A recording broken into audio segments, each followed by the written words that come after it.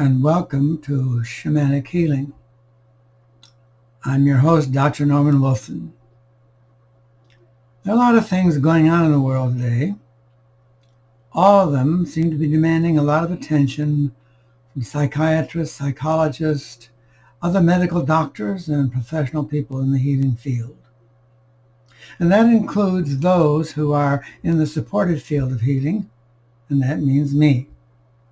I am a shaman, but I am not a Native American.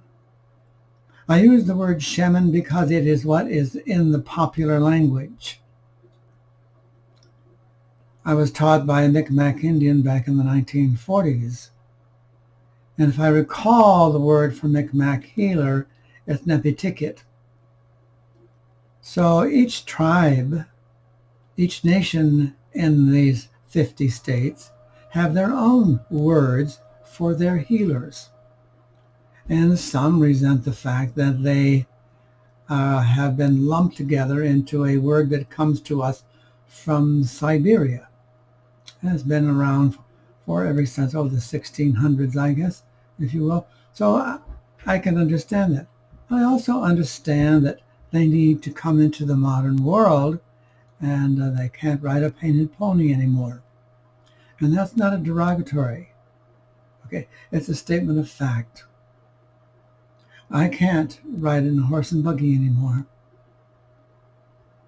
Those days are gone. And we need to move forward. Now the question as a healer is, to what is that forward?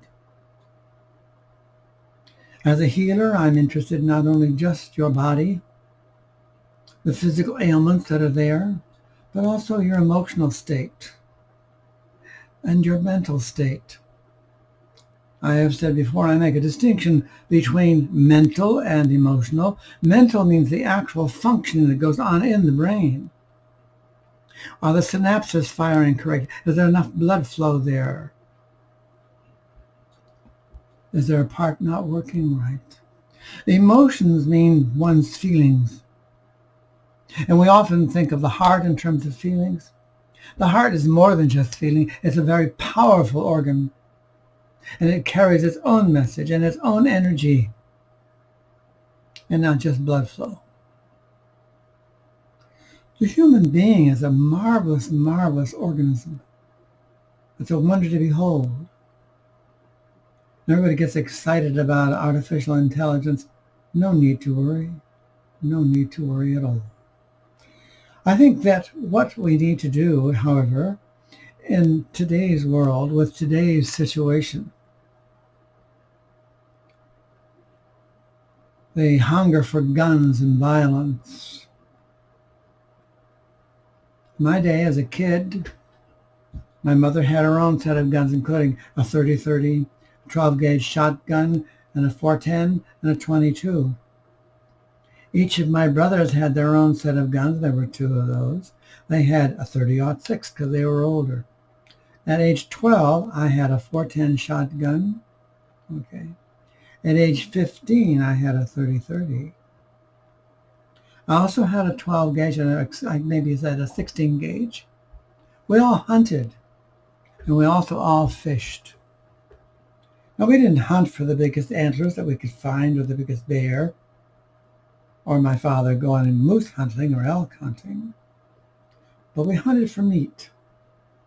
Gun case was never locked. 38 silver-plated pistols were there. They were loaded. They weren't toys.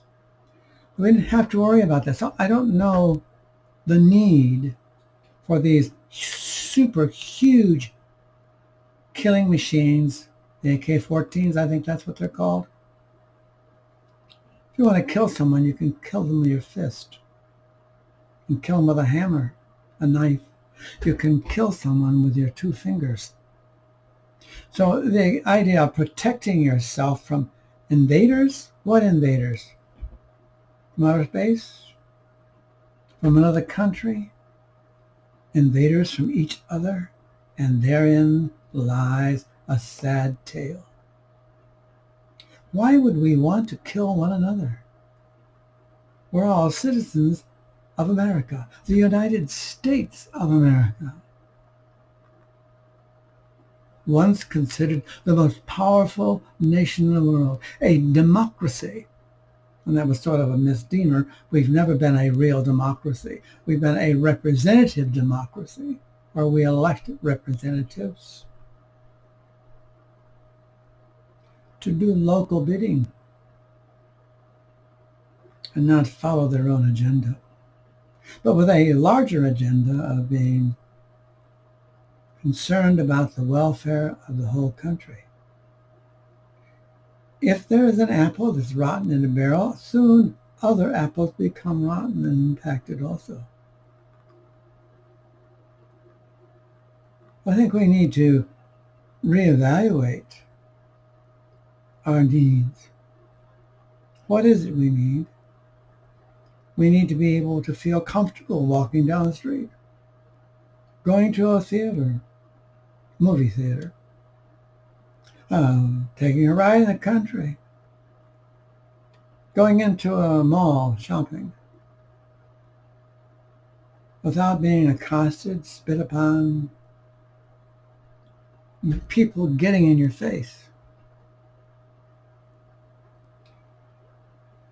We are one world, and I often say this, one race, the human race. Everything else about us are discriminating. Color, size, weight, height, religion, sexual orientation, political beliefs, job. Think about it.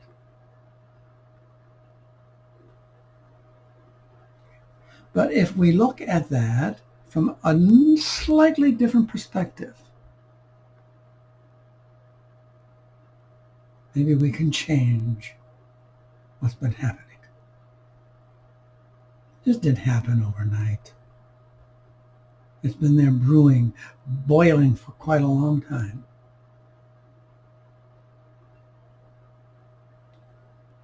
Is that if we view each human being as something unique,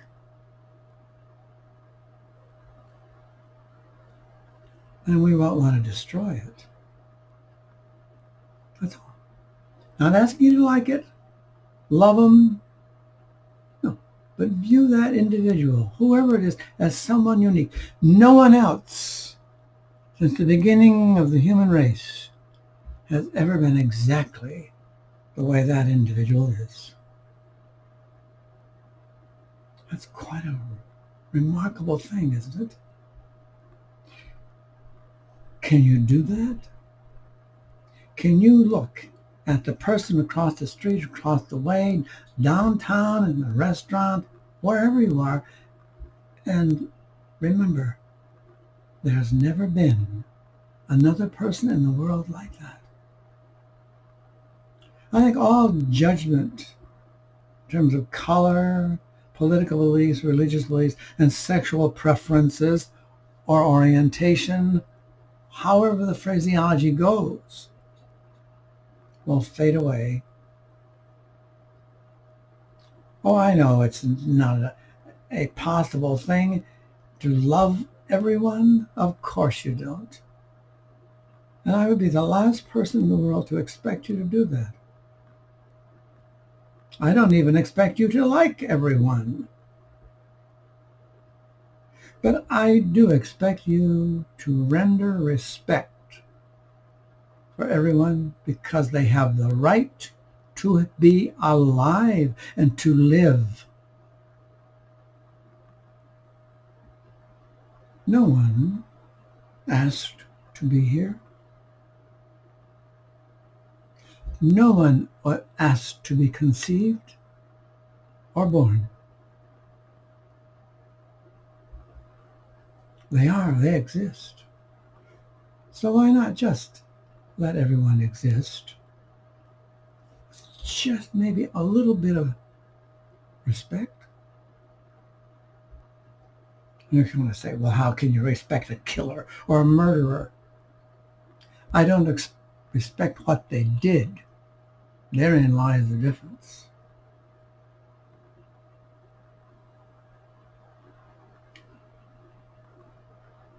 So I got off on a tangent today, and I hope I have not offended you. If I have, it was not intended. This has been your host, Healing the Shaman's Way, Dr. Norman Wilson. Namaste.